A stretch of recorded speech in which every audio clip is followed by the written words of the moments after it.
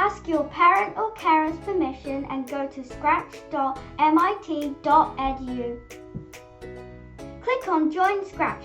Type in a username. It might take a few tries to find a unique one because there are lots of people on Scratch.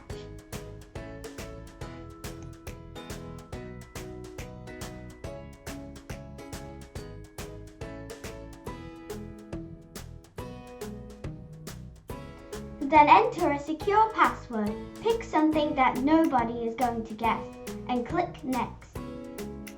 Choose the country that you live in. Enter your birth month and then your year. Click Next. Choose your gender and click Next. And finally, enter your parent or carer's email address, or if you have your own, then you can enter that here. And create your account. That's it! You've got your own Scratch account!